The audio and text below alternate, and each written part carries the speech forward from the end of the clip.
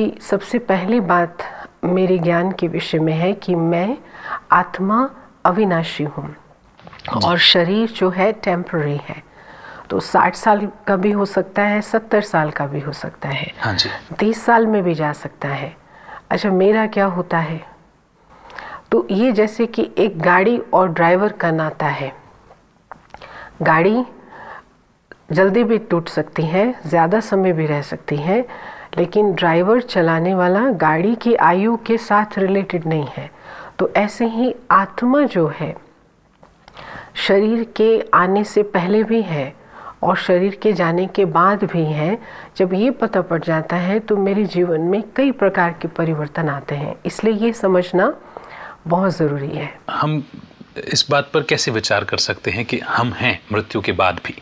क्योंकि कुछ लोग ऐसा मानते हैं कि मृत्यु के बाद आत्मा का कोई अस्तित्व नहीं है, जबकि पिछले एपिसोड में ही आपने बताया कि आत्मा इटर्नल है। जी, उसमें आप एक प्रश्न अपने से पूछिए कि जब आप पैदा हुए थे, जिस घर में आप पैदा हुए थे, आपके पड़ोसी जिस घर में पैदा हुए, वो स्थिति फाइनेंशियली और माँ बाप का नेचर, माँ बाप का प्रोफेशन, वो जो अंतर था, अगर वो भी आत्मा है, आप भी आत्मा हो, तो अलग अलग स्थानों पर क्यों पैदा हुए?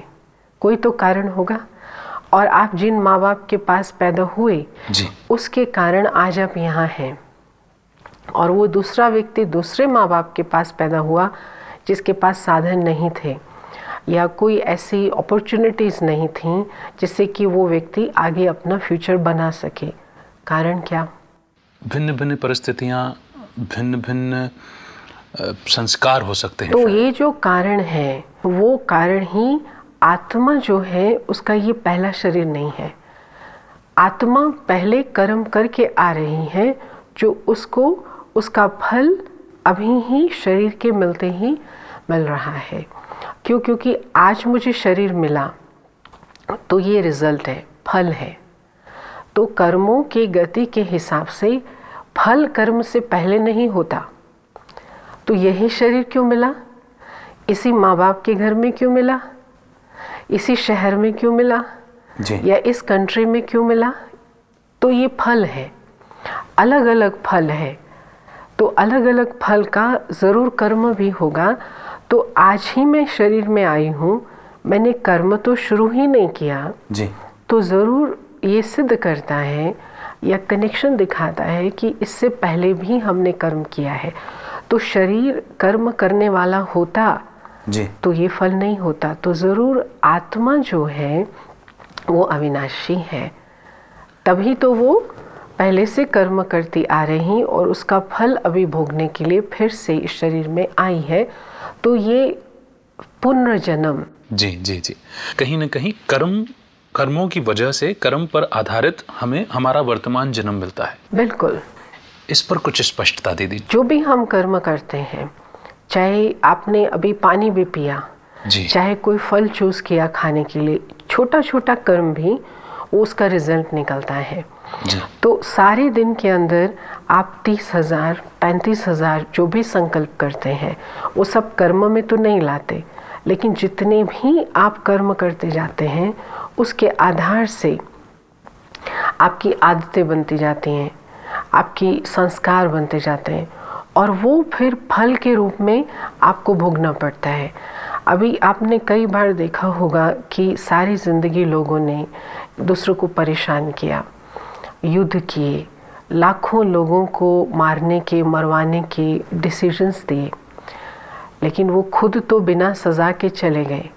तो ऊपर से दिखाई देता है कि शायद कोई इनजस्टिस है कि इतना सब दुनिया में क्रोध पैदा करने वाले, हिंसा करने वाले चले गए और उनको सज़ा ही नहीं मिली। तो कहाँ है कर्मों का नियम? तो पुनर्जन्म का सिद्धांत ना जानने से हमारे मन के अंदर में एक रोष पैदा होता है। हमको लगता है इस दुनिया में अन्याय है जी, इंसाफ नहीं है, भगवान जो है वो सब खेल देखते हुए भी पता नहीं क्या कर रहा है। लेकिन जब हम पुनर्जन्म को समझते हैं तो हजारों ऐसे प्रश्न हैं जिनका उत्तर स्पष्ट हो जाता है और फिर हम श्रेष्ठ कर्मों की जो मार्ग है उसमें रुकते नहीं। Otherwise at every step you stop and ask, आखिर मैंने इतना अच्छा किया, फ़ायदा क्या हुआ? खराब करने वाले को तो कोई सज़ा मिली नहीं और मेरा ही नुकसान हो गया, मैं अच्छा कर्म करूं क्यों? तो पुनर्जन्म का सिद्धांत समझने से हम अच्छे कर्मों में संशय नहीं लाते। तो इसलिए एक छोटी सी बात पर फिर से अगर हम ये विचार करें कि जब हम अलग अलग परिस्थितियों में पैदा होते हैं, अलग अलग माँ बाप के पास पैदा होते हैं, तो कुछ कुछ धर्मों में ये एक्सप्लेनेशन उसका दिया जाता है कि ये हमारे पूर्वजों का, हमारे माँ बाप के भी माँ बाप का, माँ बाप के भी माँ बाप का कर्मों का फल हमें मिल रहा है। और साइंस हमको ये सिखाती है कि कुछ आधार नहीं, आत्मा भी नहीं है और पुनर्जन्म की तो बात ही छोड़ दीजिए, लेकिन सब कुछ जो हो रहा है इस चांस, ये कुछ ऐसा डीएनए का कॉम्बिनेशन हो गया या जन्म होते समय कुछ इस प्रकार की केमिकल रिएक्शंस हैं, उसके आधार से आपकी आँख खराब है, आपका स्टमक खराब है, लीवर खराब, इट्स ऑल चांस। जब हमें दुनिया में इतना दुख दिखाई दे रहा है, अब इन सब का जो फाउंडेशन है जी, अगर चांस है तो हमारा जो विश्वास ही दुनिया से, जीवन से उठ जाता है। हम उठ करके जाके बालकनी से छलांग लगा के सुसाइड कर लेते हैं। ये चांस के ऊपर ही चल रहा है और सारे चांस मेरे फेल हो रहे हैं, तो इसका मतलब I am a big failure. So it's not working. ये हमारे समाज को खोखला कर रहा है जी। इसलिए बहुत ज़रूरी है कि हम अपने ये जो बयास हैं कि हम समझते हैं कि ये तो धार्मिक लोग बात करते हैं पुनर्जन्म की, नहीं, हम थोड़ा समय दें इसको महसूस करने के लिए कि कोई भी चीज़ जो मेरे साथ हो रही है वो बिना कारण के नहीं है जी। जो भी फल मेरी प्लेट में आया है उसका बीज कभी ना कभी मैंने बोया है, और इसीलिए अंत तक जब हम इस शरीर द्वारा कर्म करते रहते हैं वो सारे फल हमें नहीं मिलते। कुछ फल हम खा लेते हैं, कुछ रह जाते हैं, उनको ही भोगने के लिए फिर से आत्मा नया शरीर लेती है। जी दीदी, और जिस प्रकार से आपने हमें बताया कि हम एक इटर्नल एनर्जी हैं, करंट हैं, आत्मा है जिसका कभी क्षय नहीं होता, तो ये बात तो तय है कि शायद इस जन्म से पहले भी मुझ आत्मा का अस्तित्व रहा है और इस जन्म के बाद भी मुझ आत्मा का अस्तित्व रहने वाला है। जी जी, ये अस्तित्व तो सदा ही रहने वाला है, लेकिन मुख्य बात ये है कैसा रहने वाला है। अभी 20 वॉट का बल्ब बन के रहना है या आपने 60 वॉट का बल्ब बनना है, वो हमको डिसाइड करना है, क्योंकि कितनी एनर्जी है, इटर्नल एनर्जी है, लेकिन उसकी क्वालिटी, अगर हीरा है जी, लेकिन उसकी क्वालिटी, हीरे पर अगर धूल हो तो उसको फेंक तो नहीं देंगे, धूल को साफ करेंगे। तो ऐसे ही आत्मा हीरा है, तो जब हम नेगेटिव कर्म करते हैं तो फिर आत्मा के ऊपर धूल आते हैं जी। और इसी प्रकार से शरीर पर भी असर आता है। जैसे आप सोने को लेंगे जी, सोने के अंदर अगर अलग अलग दूसरे मेटल्स की एलॉय मिक्स है तो उस सोने से जो शरीर बनेगा, जो ज्वेलरी बनेगी, वो कैसी होगी?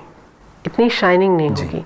अब 10 कैरेट का सोना लीजिए, बहुत से देशों में 9-10 कैरेट का सोना पहनते हैं और भारत में तो 24 कैरेट का। तो वो सोना और वो सोना, उससे जो जेवर बनेगा कितना अट्रैक्ट करेगा जी।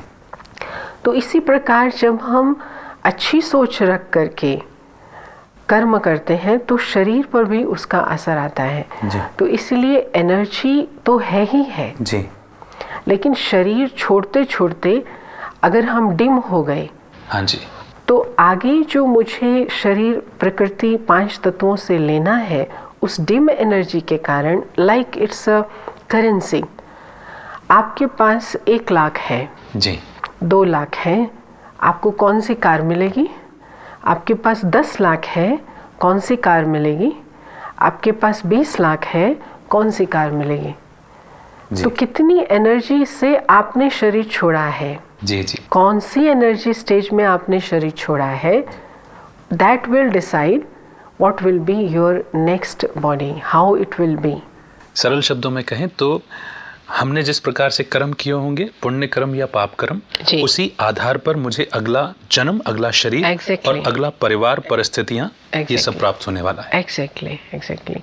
और परिवार की जो आपने बात कही है वो भी बहुत समझने की बात है कि जितना जितना हम अपना इन्वेस्टमेंट करते हैं, हाँ जी, अगर आप अपनी इस लाइफ के अंदर में सेल्फ सेंटर्ड हो जाते हैं या हाईली प्रोफेशनल हो जाते हैं, अपने ऊपर ही सारा एक्सपेंडिचर करते हैं, आपने गाड़ी चलाई और जो भी कमाया वो अपने पेट्रोल के लिए खर्च कर दिया जी। सो आप जन्म तो लेंगे, दूसरा जन्म लेंगे, लेकिन हो सकता है कोई दूसरे भाई बहन नहीं हो, या जल्दी ही माँ बाप शरीर छोड़ के चले जाएं, क्योंकि इन्वेस्ट ही नहीं किया है रिलेशंस के अंदर में। जी जी जी। तो ये भी बात समझने की है कि संबंध, मेरा अपना स्वास्थ्य, फाइनेंशियल कंडीशन, इन सब का जो कनेक्शन है वो आत्मा के कर्मों से है। जी, बड़ी सटल बात कही दीदी, बहुत ही सूक्ष्म बात थी ये कि आपस में जो हमारे संबंध बन रहे हैं उसका आधार भी कहीं ना कहीं इस जन्म में जो मैं संबंध निभा रहा हूँ जी, और किस प्रकार से निभा रहा हूँ, कितना दे पा रहा हूँ। बिल्कुल, कितना टाइम, कितनी एनर्जी, कितना इन्वेस्टमेंट। क्योंकि इन्वेस्ट नहीं करेंगे आप और फिर जाके बैंक में खड़े हो जाएंगे कि मुझे 4 लाख दीजिए, 4,000 दीजिए, आपने कुछ डाला ही नहीं बैंक में। आप कहते हो मुझे अच्छा पति दे दो, अच्छा भाई दे दो, अच्छी माँ दे दो, अच्छा टीचर दे दो, लेकिन आपने किया ही क्या, इन्वेस्ट किया तो अच्छा आप ही अच्छा मिलेगा जब मैंने अच्छा बोया है तो। और ये इन्वेस्टमेंट मतलब उनसे अच्छा व्यवहार करना, जी, अच्छा संबंध। यस।